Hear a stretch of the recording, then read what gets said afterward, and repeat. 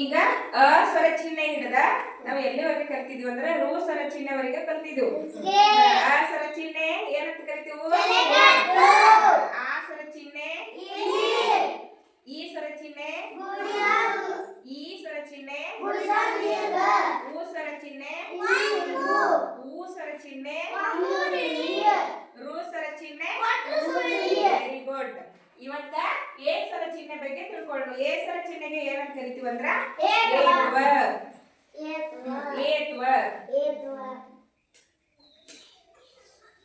ಈಗ